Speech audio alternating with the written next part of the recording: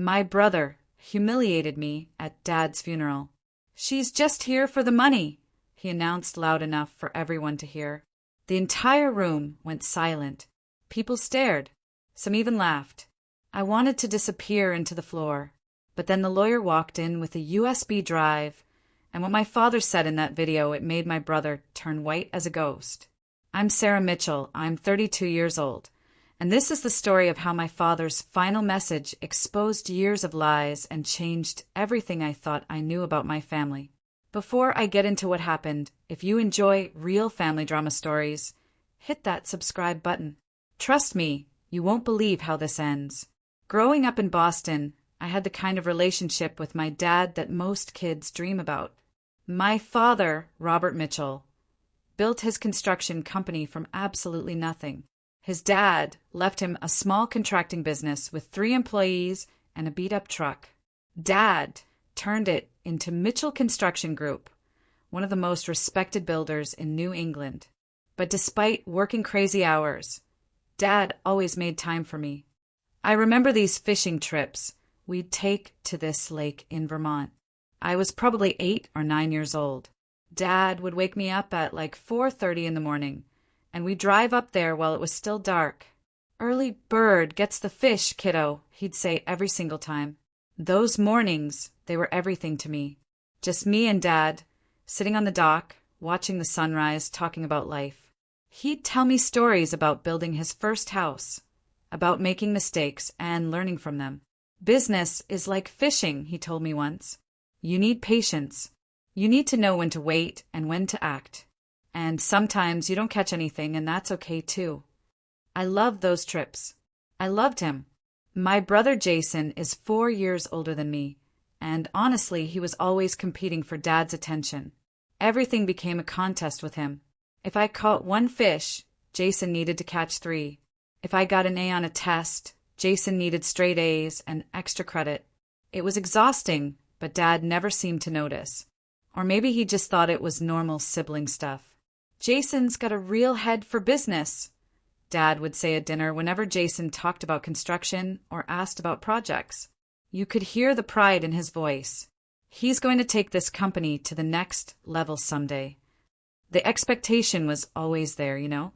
Both of us would go to business school. Both of us would join Mitchell Construction.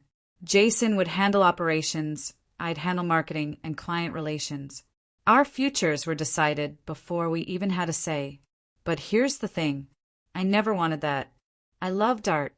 Like, really loved it. Since I was little, I was always drawing, painting, creating things. My teachers in elementary school told my parents I had real talent. In high school, I won several regional art competitions.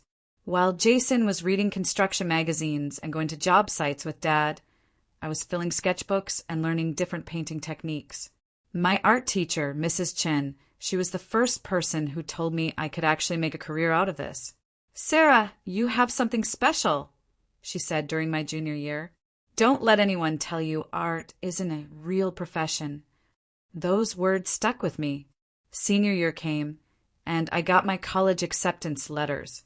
Harvard accepted me for business.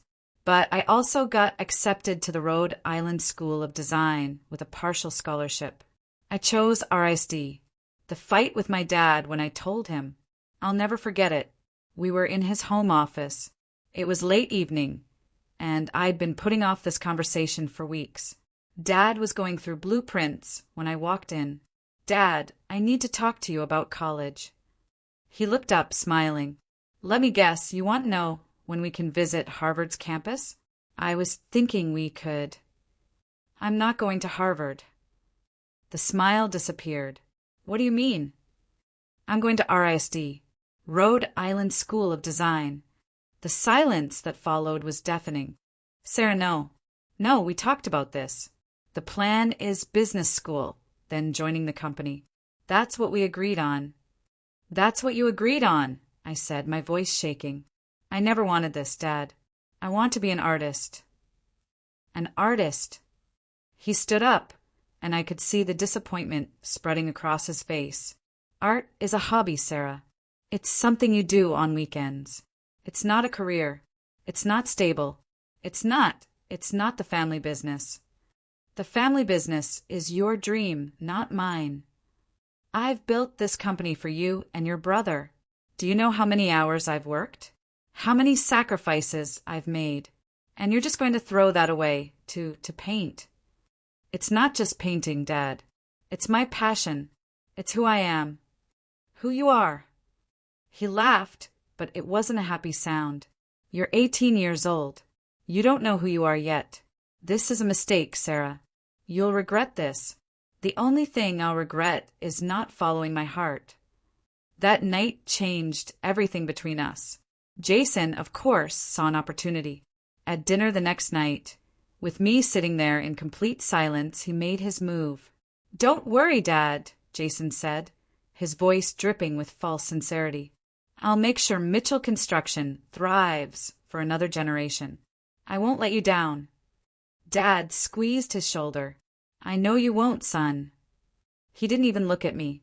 After that, things got distant. Dad stopped suggesting our fishing trips. He still paid for my art school, which I was grateful for. But our relationship had fundamentally changed. He came to my first college exhibition during freshman year. I remember seeing him walk into the gallery, standing in front of my paintings. For a moment, I thought I saw pride in his eyes. "Your work is interesting," he said. "You clearly have talent." It wasn't the enthusiastic approval I'd hoped for, but it was something. We got coffee afterward, and for an hour it felt almost like old times. He asked about my classes, my plans. I asked about the business, his health. We carefully avoided any topics that might lead to an argument. As we said goodbye, he awkwardly patted my shoulder. "I'm proud that you're working hard, Sarah, even if it's not what I would have chosen." That gave me hope. Maybe eventually he'd accept my choice. Maybe we could repair what had been broken. I had no idea that Jason was working overtime to make sure that never happened. The years after college were hard. I moved to New York City to pursue my art career. It's what every artist dreams about, right?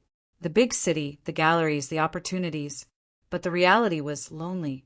I was working 3 part-time jobs just to afford a studio apartment in Brooklyn. I'd paint at night, submit my work to galleries during the day, and try to build some kind of career from nothing. And my relationship with Dad just kept getting worse. I'd call home for holidays, birthdays, just to talk. But our conversations felt forced, awkward, like we were strangers making small talk. "How's the painting going?" he'd ask. "Good. I actually just got accepted into a group show in Manhattan." "That's nice." That was it. Just "that's nice." No questions about the show, no interest in my work. The conversation would die, and we'd sit in uncomfortable silence until one of us found an excuse to hang up. What I didn't know at the time was that Jason was intercepting a lot of my attempts to reach out. I'd send birthday cards to Dad. He'd never mention receiving them. I'd leave voicemails at the house. They'd never get returned. I'd email him articles about my exhibitions or reviews of my work. Nothing. I thought Dad just didn't care anymore, that he'd written me off as the disappointment daughter who abandoned the family business. But the truth was so much worse. Jason had positioned himself as Dad's right-hand man at Mitchell Construction. He was involved in every decision, every meeting. He was the devoted son, the heir apparent, the one who stayed loyal to the family legacy. And he used that position to control the narrative about me. I found out later from one of my cousins, Emily, that Jason was constantly talking about me behind my back at family gatherings. "Sarah doesn't even call Dad anymore," Jason told my Uncle Frank at Thanksgiving during my second year in New York. I'd actually called the week before, but Dad didn't answer and I left a voicemail. When Emily mentioned this to me years later, I was stunned. But I did call. I called multiple times. "I know that now," Emily said, "but Jason made it sound like you'd completely cut off contact. Like you were too good for the family now that you were this big city artist." That was Jason's gift. He was subtle about it, never outright lying, just shaping the story, painting me as selfish, ungrateful, too focused on my own dreams to care about the people who raised me. During one Christmas visit home in my mid-20s, I noticed Dad looked tired. Really tired. The lines around his eyes had deepened, his movements were slower, and he just seemed older. "Dad, are you okay?" I asked when we had a moment alone in the kitchen. "I'm fine, just getting old," he said, waving it off. "Doctor says my blood pressure is a little high, but it's nothing to worry about." "Are you sure? You look exhausted." "Sarah," I said, "I'm fine." Later, my Aunt Linda pulled me aside. "Your father had a health scare a few months ago. A minor heart episode. Nothing serious, but it scared us." "What? Why didn't anyone tell me?" She looked at me with this confused expression. "Jason said you knew. He said you were too busy with your art shows to come home." My stomach dropped. I didn't know. No one called me. "Oh." Aunt Linda's face changed. "Well, Jason's been wonderful through all of it, taking on extra responsibilities at work, so your father can rest more. He's been such a help." The implication was clear. While I was off being selfish, Jason was being the good son, taking care of Dad. But I hadn't known. How could I help if no one told me? That's when I started to suspect something was wrong. But I didn't have proof. And honestly, part of me wondered if I was just being paranoid. Maybe Dad really didn't want to talk to me. Maybe I really had disappointed him so badly that he wanted nothing to do with me.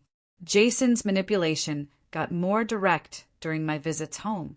He'd schedule important business meetings on the days I was visiting, then act disappointed when Dad chose work over spending time with me. "Sorry, sis," he'd say with fake sympathy. "Dad and I have this huge deal closing today.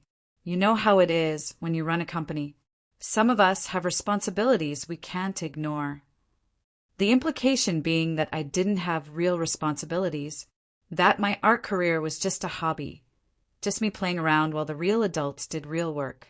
About 6 months before Dad died, I made one last serious attempt to fix our relationship. My work had been featured in a prestigious gallery in Manhattan. A major art critic had written a glowing review, calling my technique innovative and emotionally resonant. It was the biggest moment of my career. I called Dad, excited to share the news. The call went horribly. Dad sounded distant, almost cold. When I told him about the exhibition, about the review, he barely reacted. "That's nice, Sarah." "Dad, this is a really big deal. This gallery is." "I'm sure it is.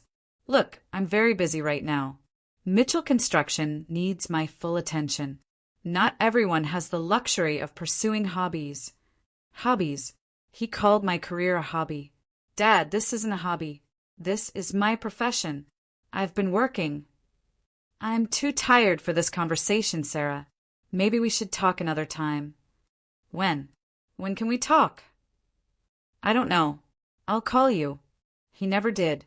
That was our last real conversation. I hung up convinced that our relationship was broken beyond repair. That Dad would always see me as the daughter who disappointed him, who wasn't worth his time. I had no idea that Jason had been coaching that entire conversation. I didn't know that Dad had been trying to reach out to me for months, that my cards and letters were hidden in Jason's desk drawer, that my voicemails were being deleted before Dad ever heard them.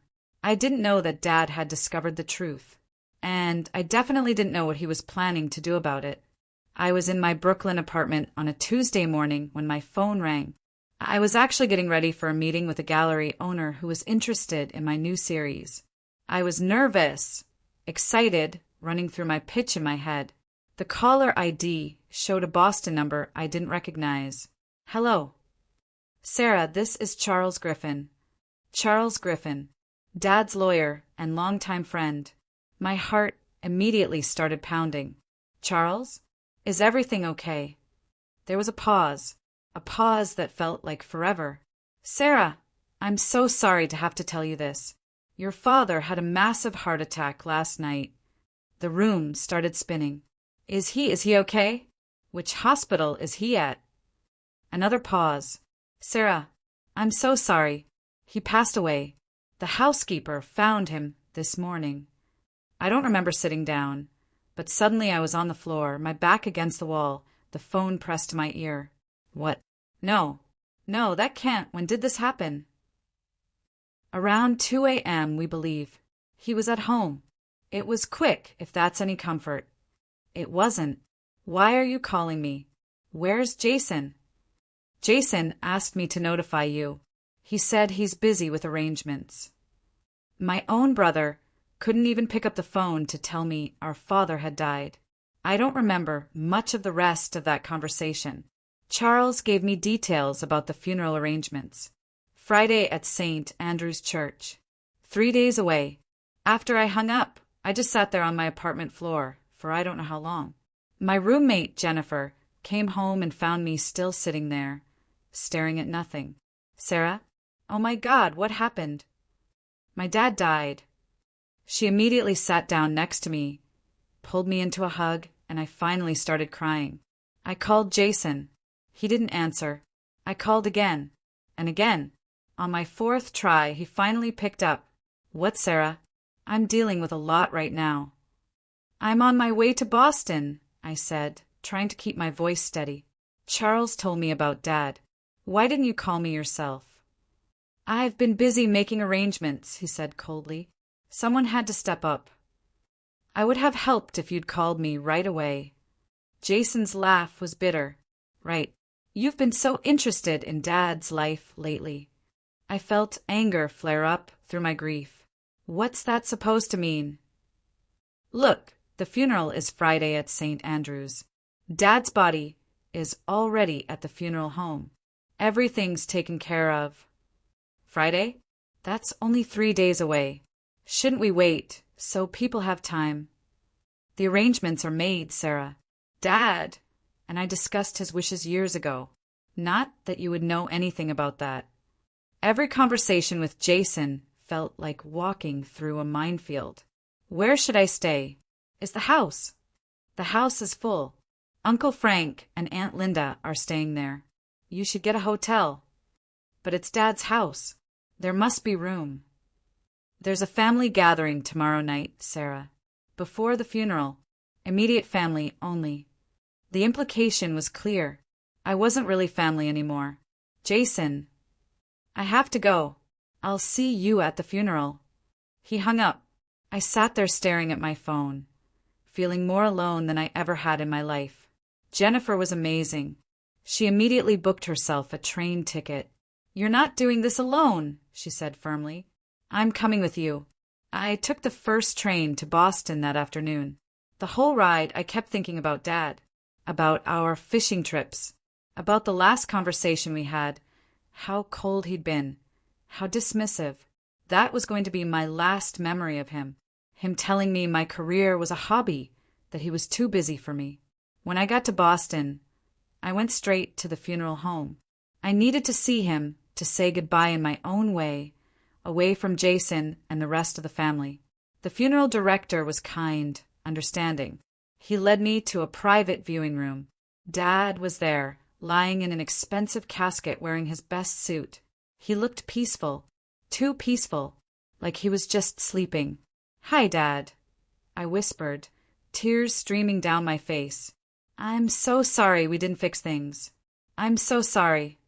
I stood there for over an hour, just talking to him, telling him about my life in New York, about my art, about all the things I would have shared if we hadn't let our relationship fall apart. I loved you so much, I said. I'm sorry I disappointed you. I'm sorry I wasn't the daughter you wanted. Later, back at my hotel, Jennifer hugged me tight.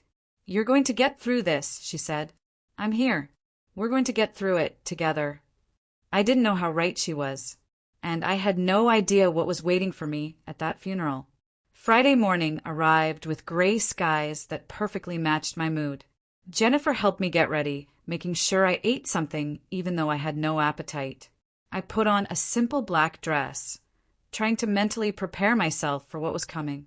Remember, Jennifer said as we left the hotel, you're there for your father, not for them. Just focus on saying goodbye to him. We arrived at St. Andrew's Church 30 minutes early, but the front pews were already filled with family and business associates. Jason sat in the front row with Uncle Frank and Aunt Linda. He didn't even look up when I entered. It was like I didn't exist. Jennifer and I found seats in the middle of the church. As more people arrived, I could feel them staring. I heard whispers. "That's the daughter. Haven't seen her in years." I heard. She only came back for the money. The narrative Jason had created followed me like a dark cloud. The funeral itself was beautiful, dignified, just like Dad would have wanted. Father Murphy spoke about Dad's business success, his contributions to the community, his dedication as a father. That last part was hard to hear. When it came time for the eulogy, Jason walked to the podium with the confident stride of someone who belonged there, who had every right to speak for our father. His speech was something else. He painted this picture of a father-son relationship that seemed almost made up to me. Weekend fishing trips that continued into adulthood.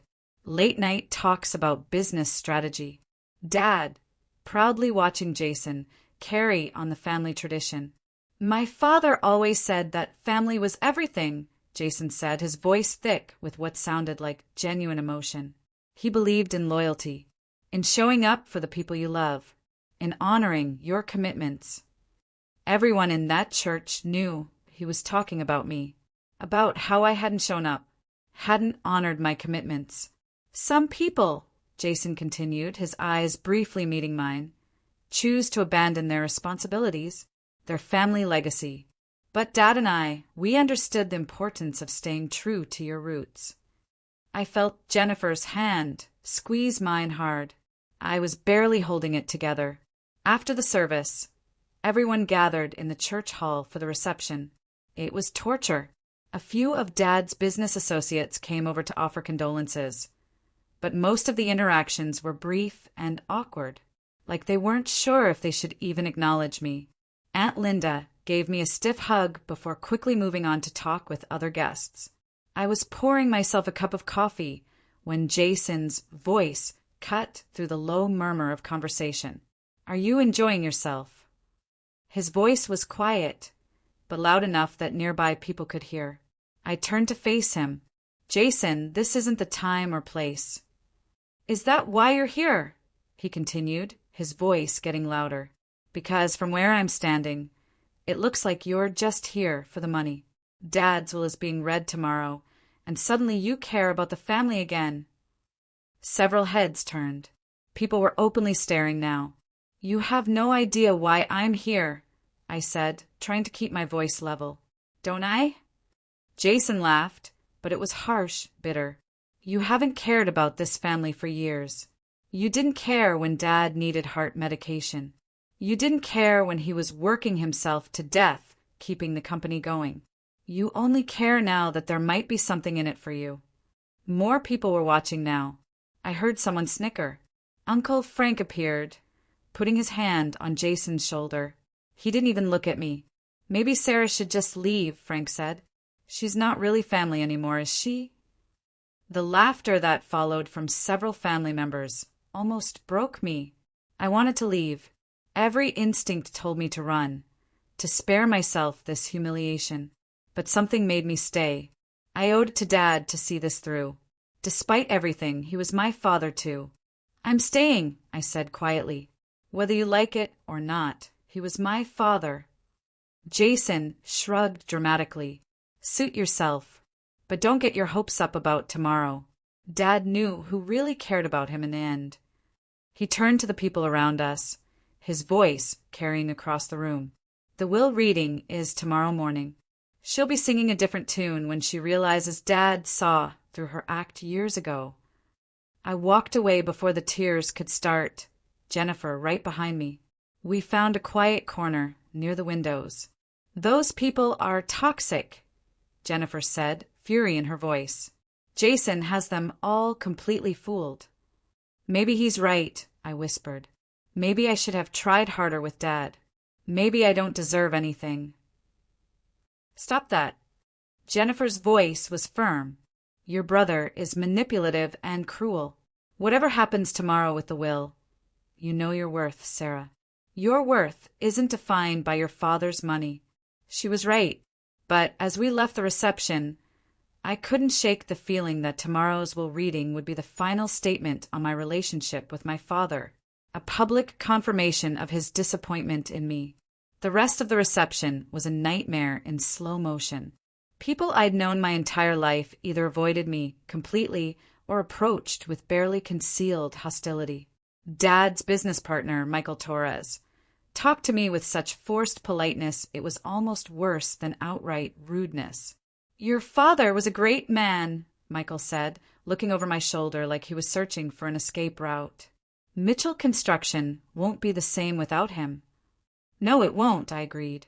"Jason's been doing excellent work, though," Michael continued. "Really stepping up. The transition should be smooth with him in charge." The implication was clear. The company was in good hands. Jason's hands, not mine. My cousin Emily, who used to be my best friend when we were kids, was standing with a group near the refreshment table.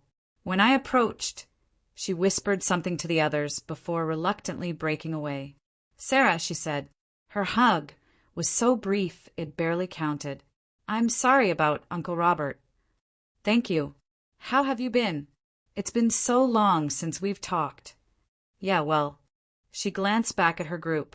"Jason said you're living in New York now, doing the artist thing." "I am. I actually have a gallery show coming up next month." "That's nice," she interrupted, clearly not interested. "Must be fun to follow your dreams, while Jason's been here handling everything." The judgment in her voice was unmistakable. "Emily, Sorry, I should check on my mom. Excuse me." And she was gone, leaving me standing alone again. Jennifer found me a few minutes later. "This is worse than you described," she said. "I told you. They don't know you," Jennifer said firmly. "They only know whatever story Jason's been feeding them, which they all believe because it's easier than questioning it." She was right, but that didn't make it hurt any less. I was lost in these thoughts when I heard Jason's voice again, this time talking to Uncle Frank and two men I recognized as board members of Mitchell Construction. "I still can't believe she had the nerve to show up," Jason was saying, "after how she broke Dad's heart, refusing to even visit when he was sick." My hands clenched into fists. I hadn't known Dad was seriously ill. No one had told me. "Well, she's in for a surprise tomorrow," Jason continued with a chuckle. Dad updated his will last year after she refused to come home for his birthday. He finally realized she didn't deserve anything he'd built. One of the board members spotted me standing nearby and nudged Jason. Jason turned, his expression shifting to fake surprise. "Oh, Sarah, didn't see you there." He didn't even try to look genuine. "We were just talking about tomorrow's meeting with the lawyer." "I heard. You are planning to attend, right?" His tone suggested he hoped I'd run away to avoid the public humiliation he was predicting. "Of course I'll be there." Jason smiled coldly. "Good." Uncle Frank didn't bother hiding his displeasure. "I don't know why you're bothering, Sarah. William made his feelings clear while he was alive." "Did he?" I asked, suddenly wondering if I'd missed something important. "What exactly did he say?" "That's between him and the family members who actually stayed in touch," Frank said. "Maybe if you'd picked up the phone more often in the last few years, you'd know." My face flushed with anger and embarrassment. "I tried to keep in touch. It wasn't as simple as you're making it sound." "It never is with you, is it?" Jason cut in. "Always an excuse. Always someone else's fault. Dad got tired of it, Sarah. He got tired of waiting for you to grow up and accept your responsibilities." Several nearby groups had gone quiet, openly watching our confrontation. I felt dozens of eyes on me, judging, condemning. "You have no idea what my relationship with Dad was like," I said, my voice shaking. "I have every right," Jason said. "I was here, every single day, through everything. While you were off in New York playing artist, I was running his company, taking him to doctor's appointments, being there like a real child should be. My humiliation was complete. Face it, Sarah. You're only here for the money. Dad was going to cut you off. Everyone here knows it. You know it. Tomorrow we'll just make it official." I wanted to run. Every instinct screamed at me to leave this horrible place, these horrible people who had bought Jason's version of reality without question. But leaving would only confirm what they believed about me. So despite the burning humiliation, despite the tears I could barely hold back, I stood my ground. "I guess we'll find out tomorrow, won't we?" I managed to say before walking away with whatever dignity I could salvage. Jennifer found me in the church's small garden, and I finally let myself cry. "Those people are poisonous," she said, sitting next to me. "Jason has them all completely deceived."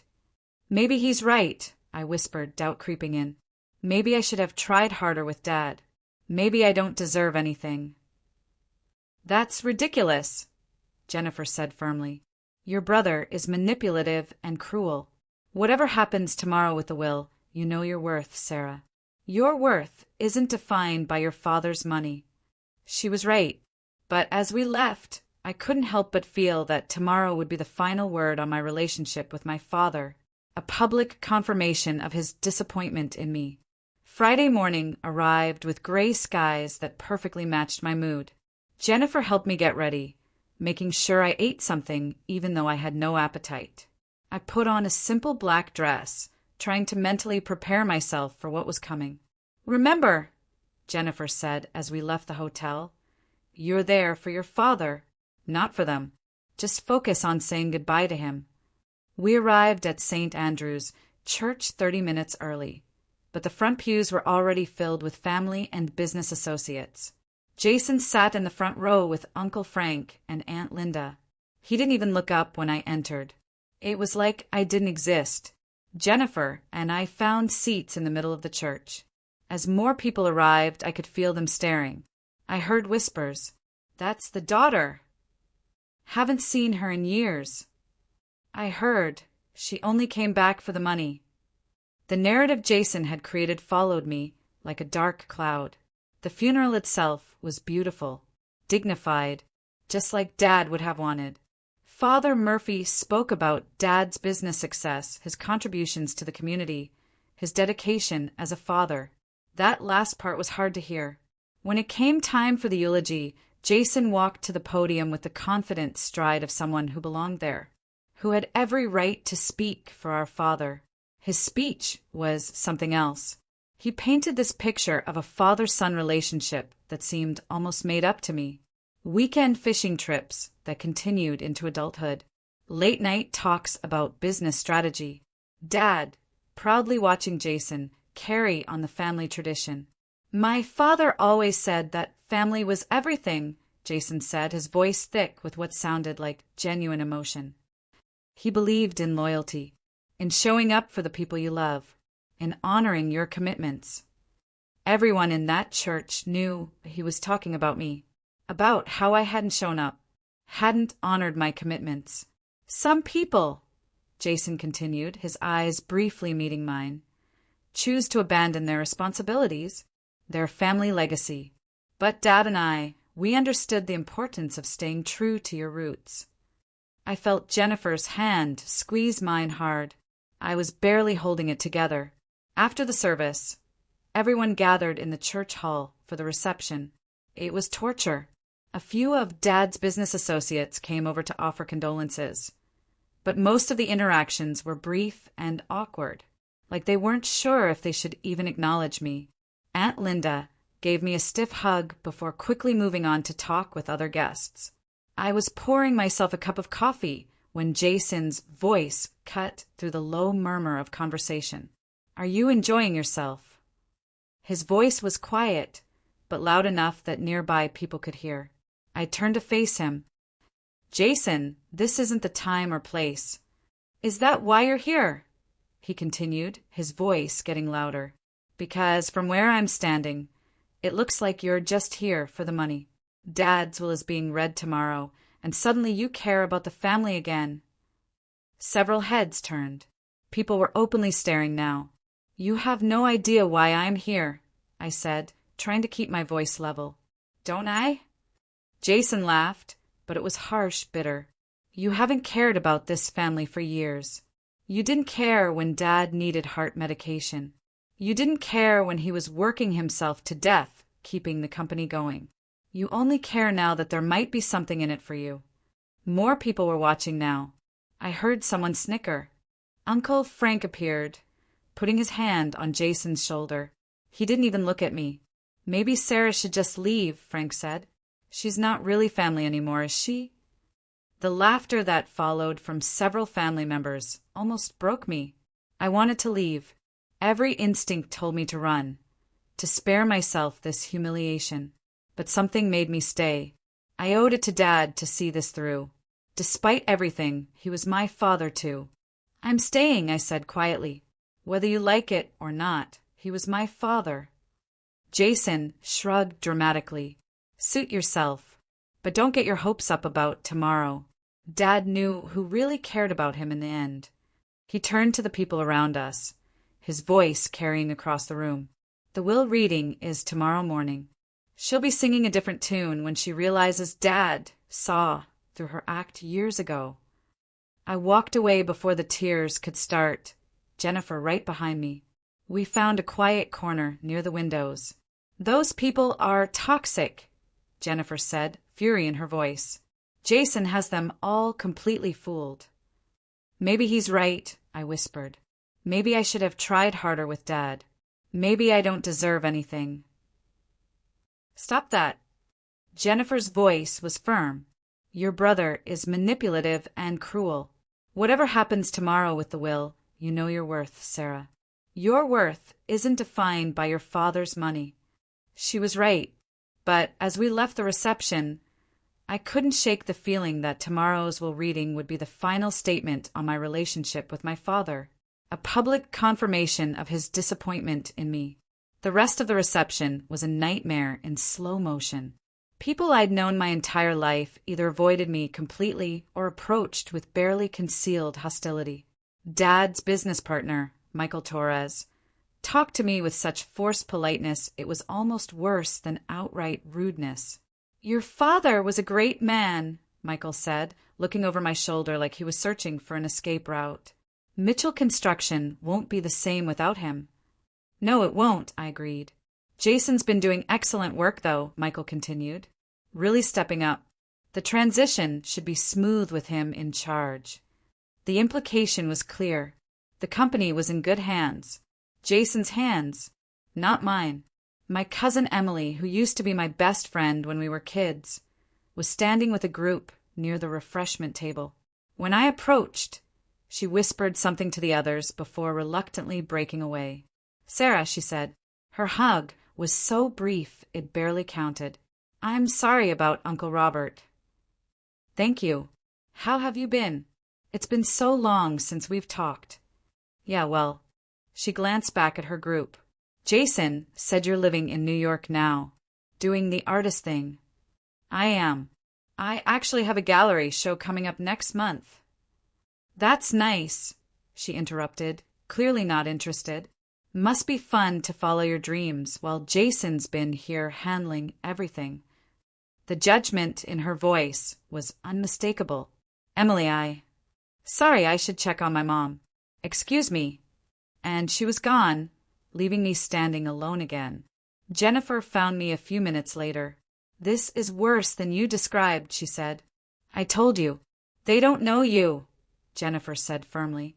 They only know whatever story Jason's been feeding them, which they all believe because it's easier than questioning it. She was right, but that didn't make it hurt any less. I was lost in these thoughts when I heard Jason's voice again, this time talking to Uncle Frank and two men I recognized as board members of Mitchell Construction. I still can't believe she had the nerve to show up, Jason was saying, after how she broke Dad's heart, refusing to even visit when he was sick. My hands clenched into fists. I hadn't known Dad was seriously ill. No one had told me. Well, she's in for a surprise tomorrow, Jason continued with a chuckle. Dad updated his will last year after she refused to come home for his birthday. He finally realized she didn't deserve anything he'd built.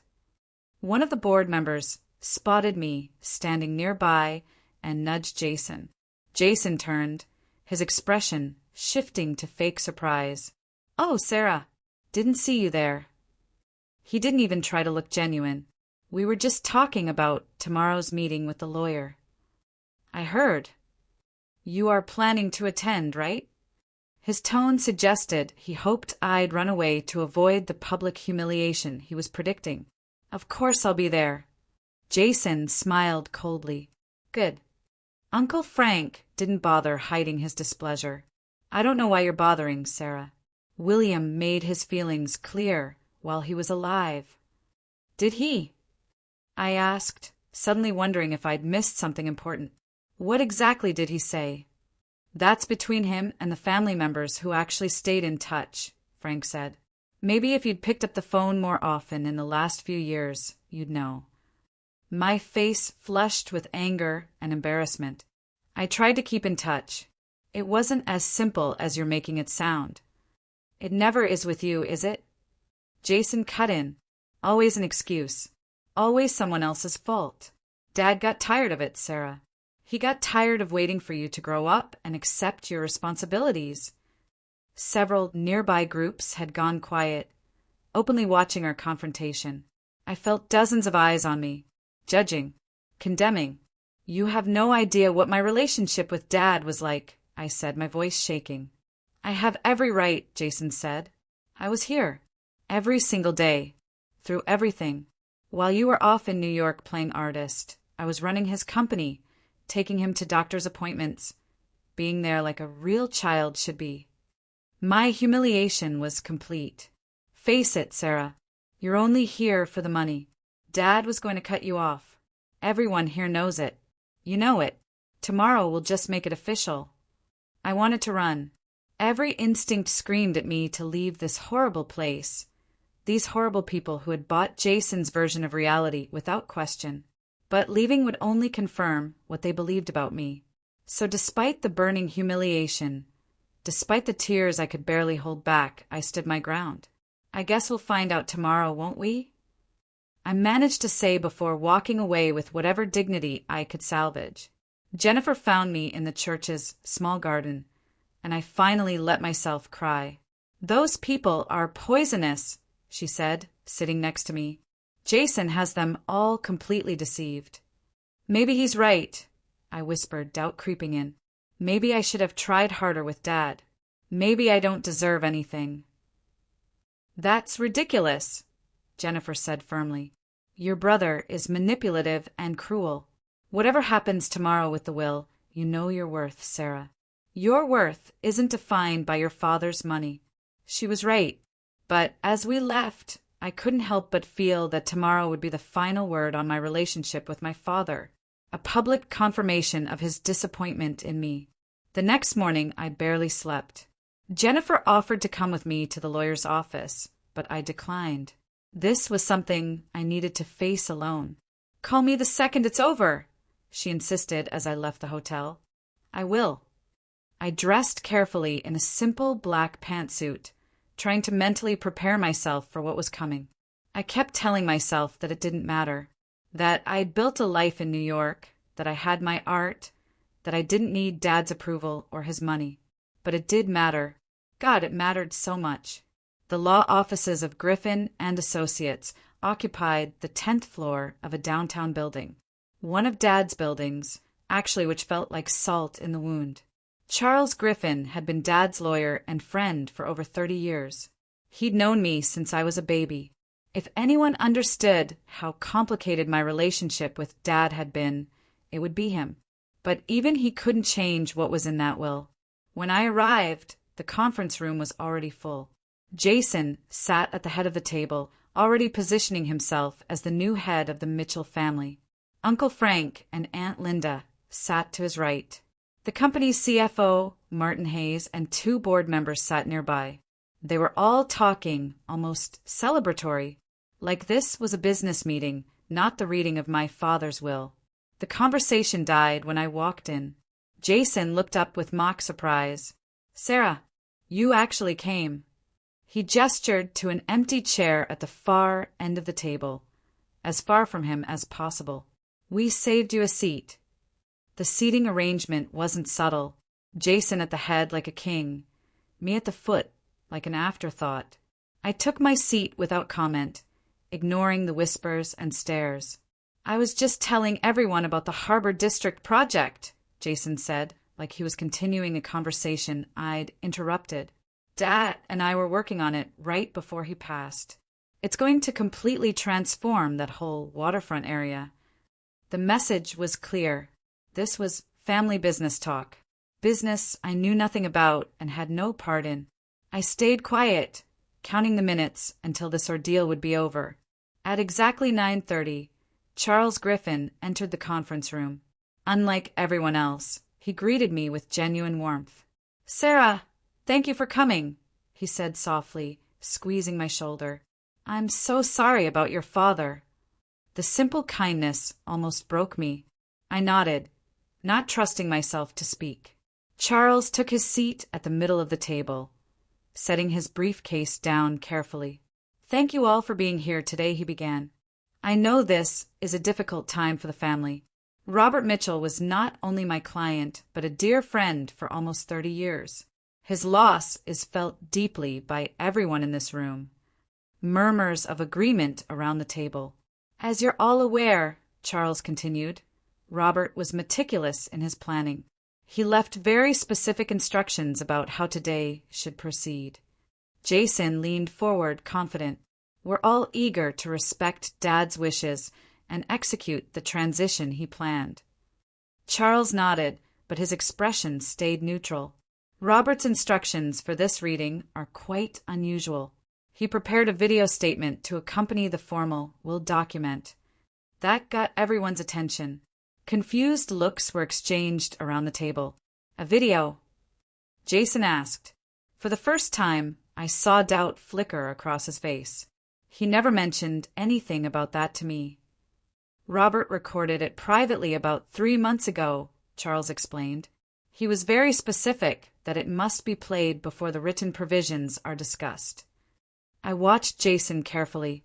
He recovered quickly, but I'd caught that moment of genuine surprise, maybe even concern. "Well, let's get on with it then," Jason said with forced casualness. "I'm sure Dad just wanted to add a personal touch to the proceedings." Charles nodded to his assistant, who entered with a laptop and projector. "We'll display the video on the screen at the end of the room." As the equipment was set up, the atmosphere shifted. What had felt like a formality, a rubber stamp on decisions already made, now had an element of unpredictability. I noticed Jason whispering urgently to Uncle Frank, whose face was growing concerned. Robert was very explicit that everyone named in the will must be present for this video, Charles said, consulting a document from his briefcase. "Let me confirm attendance." He went through a list, checking off each person. "Excellent. We're all here." He turned to his assistant. "We're ready to begin." The lights dimmed slightly. Charles inserted a USB drive into the laptop. After a moment of technical adjustment, the projector lit up the screen. And there was Dad. The sight of him, alive, healthy, looking directly at the camera, it hit me like a physical blow. He sat at his desk in his home office, wearing the navy suit he always wore for important meetings. His silver hair was neat. His expression was serious but calm. He looked directly into the camera, creating this unsettling feeling that he was looking at each of us. The room went completely silent. "Hello, everyone," Dad said, his voice so familiar it made my throat tight. "If you're watching this, I'm no longer with you." My eyes immediately filled with tears. "I asked Charles to show you this message because there are some truths that need to be addressed. Truths that, unfortunately, I didn't discover until it was almost too late." He paused, seeming to collect his thoughts. I looked around the table. Everyone was leaning forward, hanging on every word. "What I'm about to say will shock many of you," Dad continued, "and it will upset some of you. But I need to set the record straight before I leave this world." I felt a strange sensation in my chest. Not quite hope, but something close to it. Dad's expression softened slightly, and I saw a glimpse of the father I remembered from those fishing trips. The dad who loved me unconditionally before everything went wrong. This is primarily a message about truth, he said. About family. About betrayal and forgiveness. His eyes seemed to look directly at me through the screen. About second chances that come too late, but maybe not too late to make things right. I realized I was holding my breath. I want to start by speaking directly to my daughter, Sarah. My heart stopped. If you're there, and I truly hope you are, I have something I should have said to you in person. Jason shifted uncomfortably in his chair. I could feel everyone's eyes on me. I'm sorry for the distance that grew between us, Dad said. I'm sorry for not supporting your dreams. Most importantly, I'm sorry for believing lies about you that I should have questioned. A collective gasp went around the room. My hands were shaking. You see, Dad continued, his expression darkening, I recently discovered something that has changed everything I thought I understood about our family dynamic over the past several years. Jason had gone very still. About 6 months ago, I had another mild heart attack. The doctors told me to cut back on work, so I started working from home more often. Dad leaned forward slightly. One afternoon, while looking for some paperwork in Jason's home office, I found something disturbing. A drawer full of cards and letters, all addressed to me. All from you, Sarah. I gasped audibly. Heads turned toward me, then swiveled to Jason, who had gone pale. Birthday cards I supposedly never received, Dad said, his voice hard now. Invitations to your art exhibitions. Letters updating me on your life. All unopened. All hidden away. His voice sharpened with anger. All deliberately kept from me. Jason stood up abruptly. This is insane. Dad was confused. His heart condition. Mr. Mitchell, please sit down, Charles interrupted firmly. Your father's instructions were explicit. The video must be watched in its entirety without interruption. Jason sank back into his chair, his face flushed red. On screen, Dad continued. That discovery led me to investigate further. I hired a private investigator, without Jason's knowledge, to look into other inconsistencies I'd been noticing. He picked up a folder from his desk. What I found was deeply troubling. The room was dead silent. You could hear people breathing. The investigator discovered that Jason had been systematically intercepting Sarah's attempts to contact me. Phone calls to the house and office. Voicemails that were deleted. He would answer calls when I wasn't available, then tell me Sarah was unreachable. He'd been actively preventing any attempt at reconciliation between us. Tears were streaming down my face now. I couldn't stop them. The investigation revealed something even more disturbing about the business, Dad said, his voice heavy with disappointment. The board members exchanged alarmed looks. Jason had been engaged in unethical practices that went against everything Mitchell Construction stands for. Cutting corners on building materials. Falsifying inspection reports. In one case, bribing a city official to rush permits through. There was an audible gasp. Martin Hayes, the CFO, looked like he'd been slapped. I built this company on integrity, Dad said, his voice rising with intensity. My father taught me that our name meant something, that a Mitchell building was built to last, built with pride and honesty. Jason betrayed those values for profit and convenience. Jason was sweating now, his earlier confidence completely gone. This is a misunderstanding, he said to no one in particular. I can explain. Mr. Mitchell, please, Charles warned again. On screen, Dad's expression softened again as he looked back at the camera. Sarah, when I discovered all of this, my first thought was to call you immediately. But then I realized something important. You deserved better than hearing my apology over the phone. You deserved to hear it in person. My chest ached.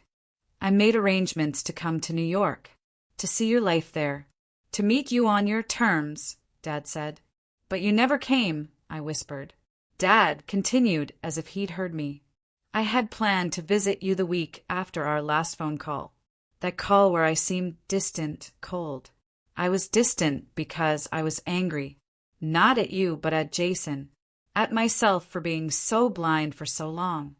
He paused, emotion overtaking him. I was planning to surprise you in New York. To attend your exhibition. To finally tell you in person how incredibly proud I am of you. I was sobbing now, unable to hold it back. My heart had other plans, it seems. So this video will have to serve as the apology and acknowledgement you deserve.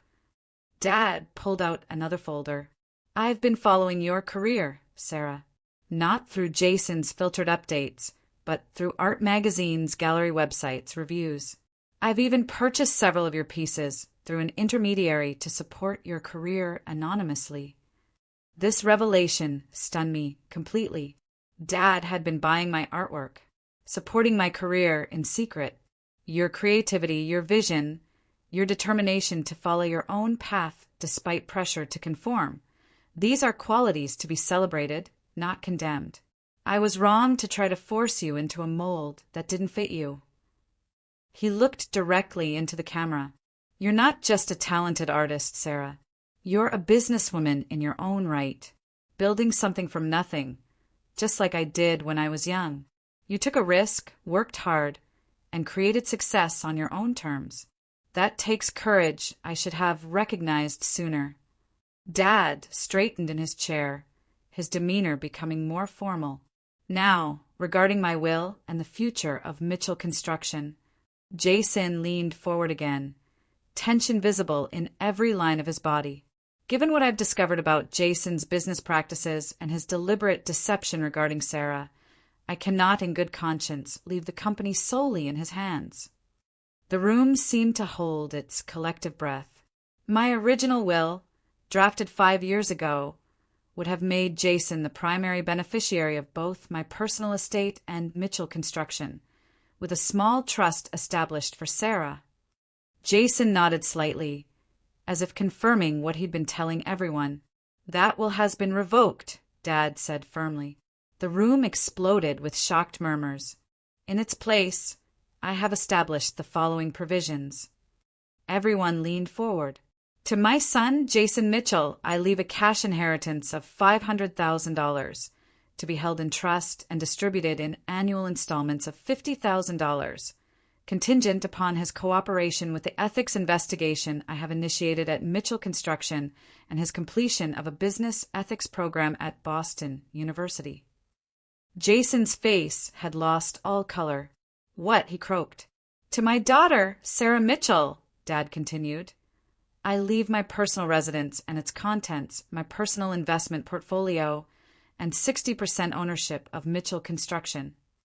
The room erupted. Uncle Frank stood up in protest before Charles forcefully waved him back to his seat. I couldn't breathe. This couldn't be happening. On the video, Dad remained calm through the chaos he knew would follow. Sarah's artistic vision and ethical foundation make her the ideal person to guide Mitchell Construction into the future.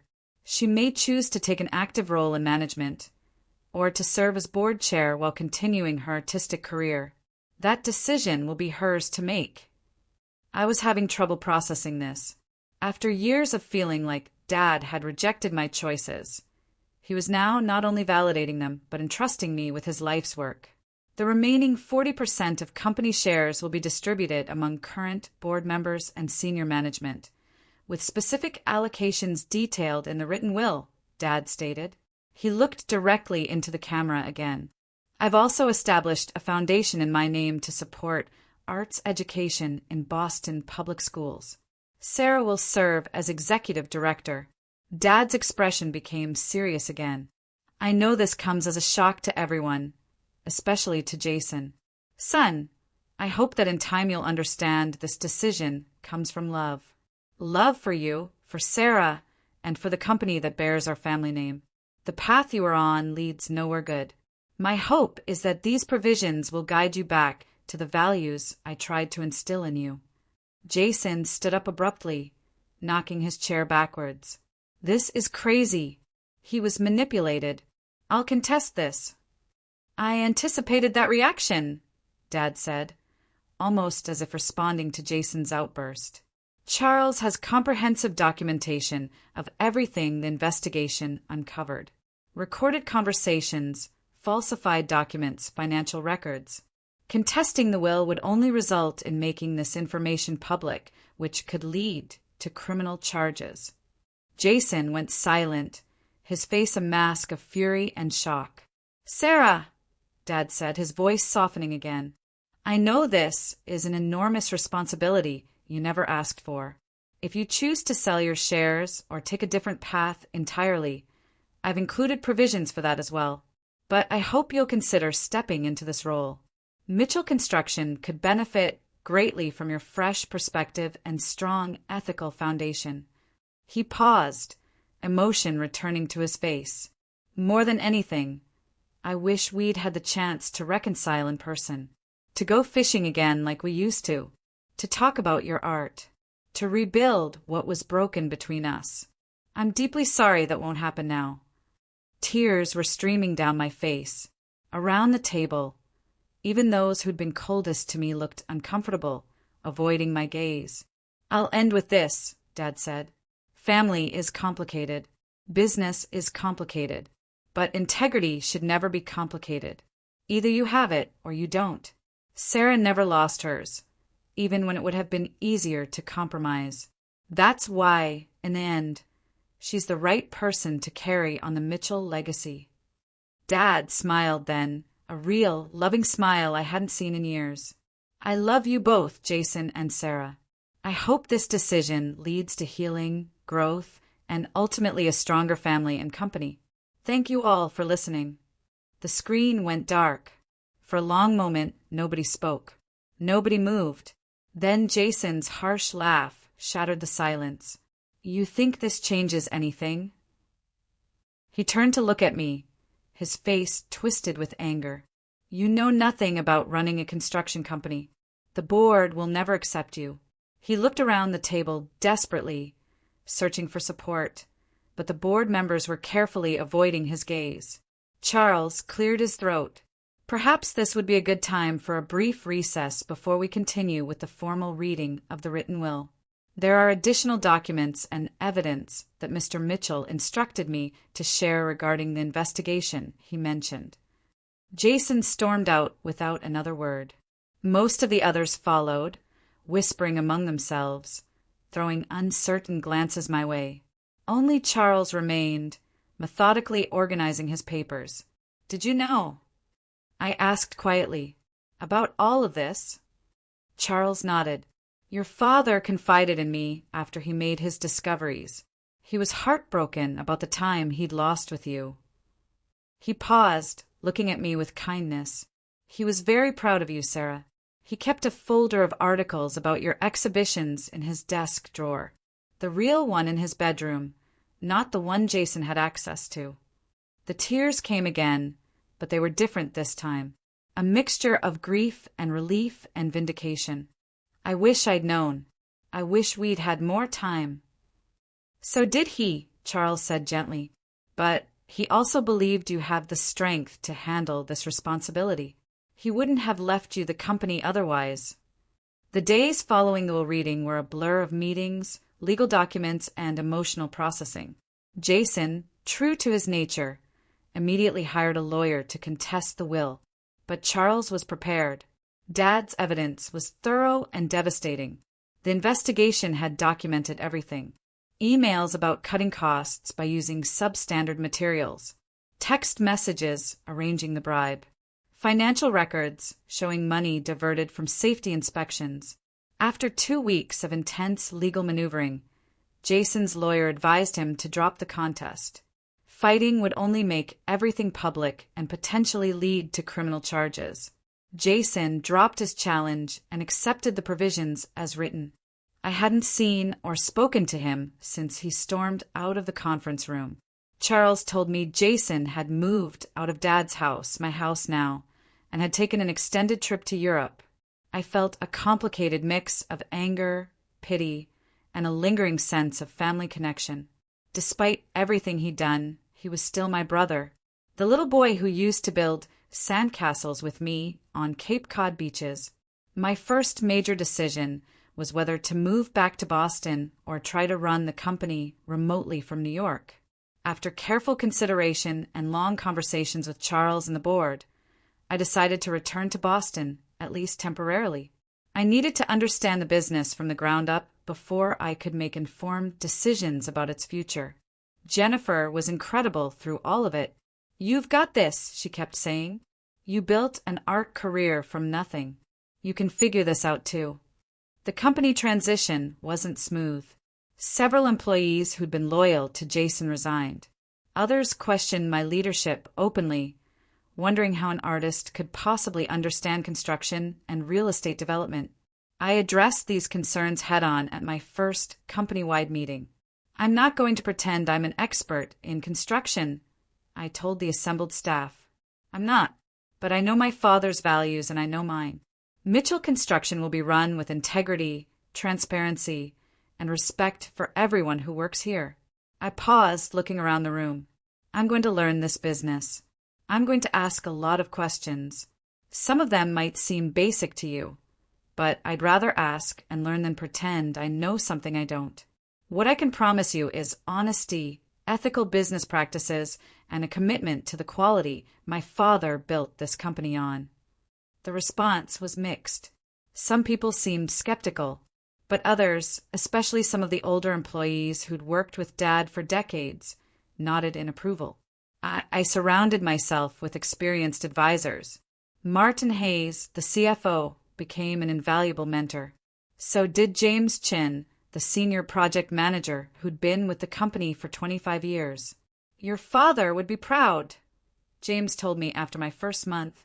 "You ask good questions, you listen, and you're not afraid to make the hard choices." Those hard choices started with launching a comprehensive ethics review of all current projects. The Harbor District development that Jason had been so proud of, it had significant safety violations, substandard concrete in the foundation, electrical work that didn't meet code, inspections that had been falsified. Fixing it would cost us nearly $1 million and delay the project by 6 months. The board wasn't happy. "This is going to hurt our bottom line significantly," Martin warned at the emergency board meeting I called. "I know," I said, "but we can't put our name on a building that isn't safe. What happens if there's a structural failure? If someone gets hurt because we cut corners to save money?" I looked around the table. My father built this company on trust, on the idea that a Mitchell building was built to last. That means something, and I won't compromise it, even if it costs us in the short term. The vote was close, but the board approved the corrections. 6 months later, when we held the ribbon-cutting ceremony for the completed Harbor District building, I felt Dad's presence strongly. This was what he would have wanted. The difficult but right choice. Family relationships slowly began to thaw.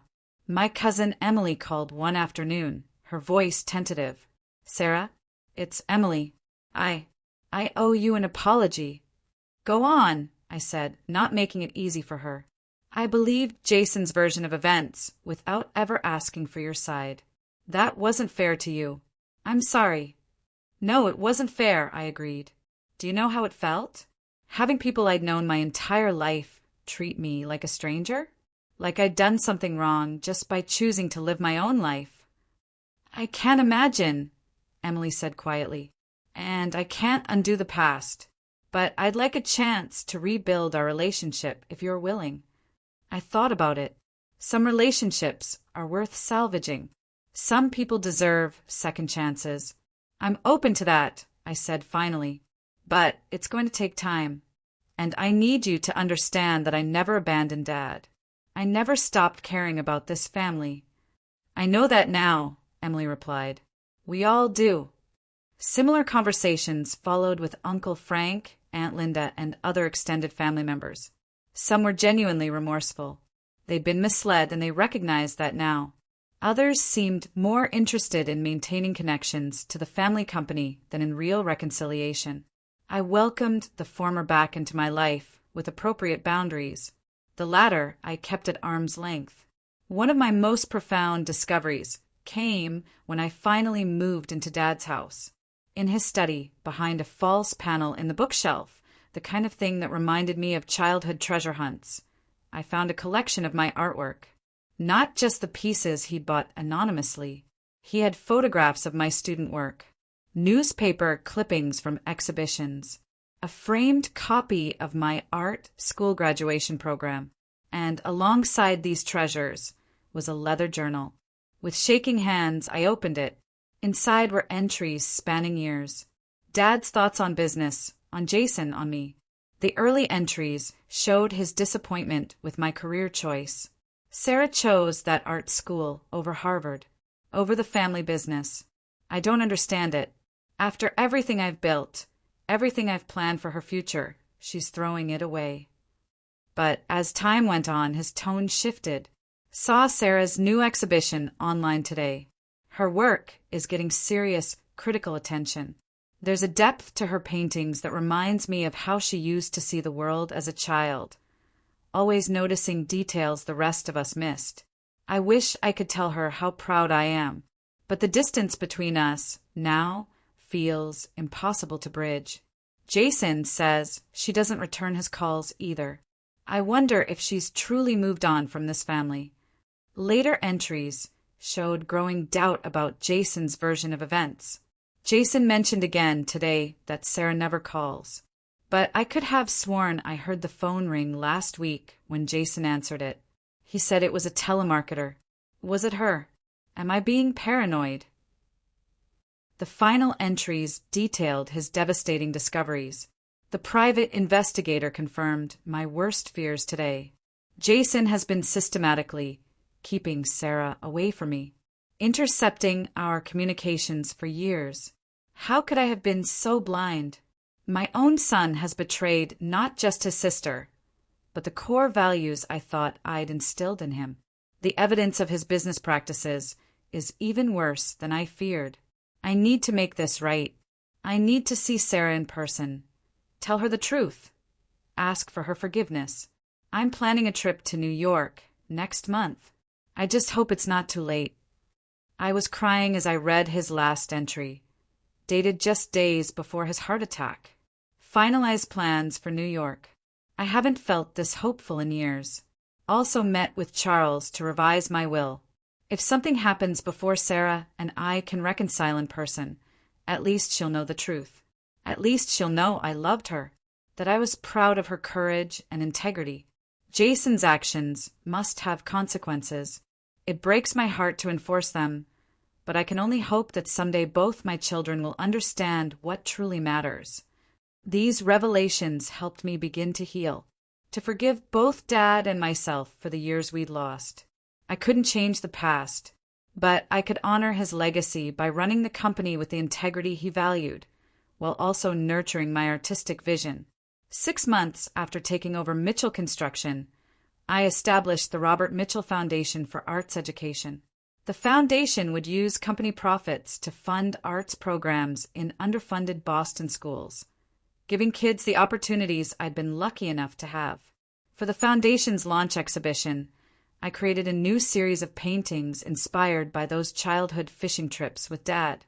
Alongside my work, I showcased pieces by promising local student artists. The exhibition opening was packed with people from both the art world and the business community. As I stood before the crowd to give my speech, I felt a sense of connection between these two parts of my life that had once seemed incompatible. My father taught me 2 essential things, I told the gathered guests. First, that integrity is non-negotiable. Second, that sometimes you need to step back and see things from a different angle to find the best solution. That's what art does. It challenges us to see the world in new ways. The Robert Mitchell Foundation exists to pass that gift on to the next generation. After my remarks, as people mingled and looked at the artwork, Charles approached me with a warm smile. "Your father would be incredibly proud," he said, taking in the exhibition. "You've managed to honor both his legacy and your own vision. Not many people could balance that so gracefully." "I wish he could see it," I said, the old ache of loss tightening in my chest. "In a way, I think he did," Charles reflected. He saw your potential long before any of us. That's why he made the choice he did. The next morning, I visited Dad's grave for the first time since the funeral. I brought a small bouquet of wildflowers and sat next to his headstone in the quiet cemetery. "I'm trying to do right by you, Dad," I said softly. "The business is doing well. We just launched the foundation. I think you'd approve of the changes we're making." I paused, gathering my thoughts. "I found your journal. I know you wanted to reconcile. I wish we'd had that chance. But knowing you were proud of me, that you understood, it means everything." I told him about the business, about my art, about the challenge and unexpected joy of bringing these two worlds together. And as I talked, I felt a sense of peace settle over me, like something broken had finally been mended. "I haven't heard from Jason," I said. "Charles thinks he's still somewhere in Europe. I hope eventually we can find a way forward, but I'm not holding my breath. Some wounds take longer to heal than others." Before leaving, I placed my hand on the cool granite of the headstone. "I love you, Dad. Thank you for believing in me, even when I didn't know you did. I'll keep making you proud, every single day." It's been 2 years now since Dad passed away. Life has settled into a rhythm that I never could have imagined. That day I stood humiliated at his funeral, listening to Jason announce I was only there for the money. Mitchell Construction is thriving. We've completed 6 major projects, all ahead of schedule and under budget. More importantly, all built to the highest ethical standards. The Harbor District building I mentioned, it won an industry award for sustainable construction practices. That meant more to me than any profit margin ever could. The Robert Mitchell Foundation has expanded to serve 15 schools across Boston. We've helped over 2,000 kids discover their artistic talents. Some of them remind me of myself at that age, creative, passionate, unsure if their dreams are valid. I make sure they know their dreams matter. My art career hasn't suffered from my business responsibilities. If anything, it's grown. The experience of running a company, of understanding different perspectives, of bridging these two worlds. It's deepened my work in ways I never expected. My latest series, Foundations, explores the relationship between structure and creativity, between building and dreaming. It's currently showing at a gallery in Manhattan, and the response has been incredible. As for Jason, we've had limited contact. He returned from Europe after about 8 months.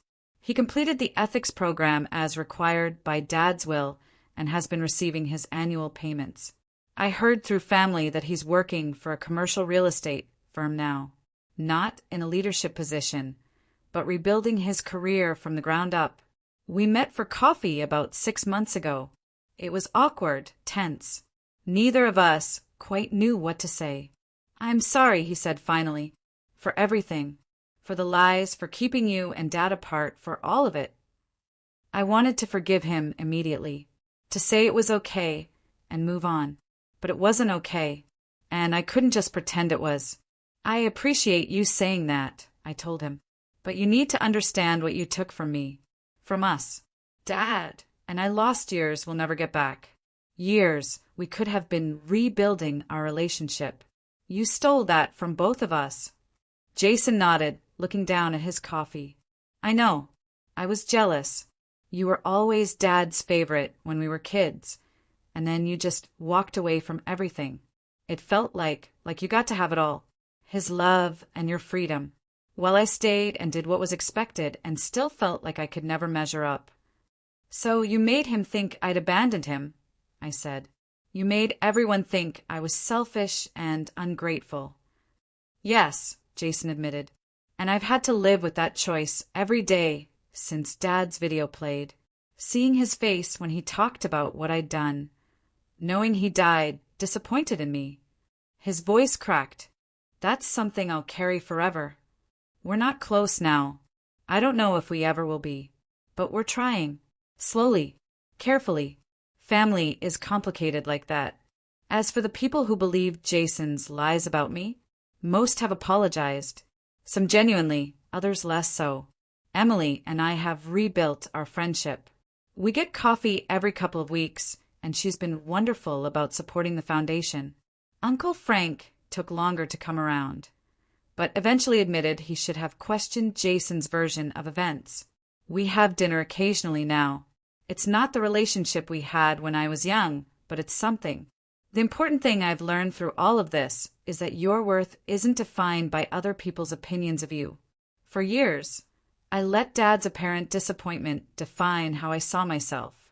I let Jason's manipulation make me doubt my choices, but I was building something real the whole time, something valuable, and Dad saw that, even if I didn't know it. The business world and the art world aren't as different as I once thought. Both require vision, persistence, the courage to take risks. Both require integrity. Sometimes I stand in Dad's old office, my office now, and I can feel his presence. Not in a supernatural way, but in the decisions I make, the values I uphold, the way I try to see people for who they really are rather than who I assume them to be. I wish we'd had more time.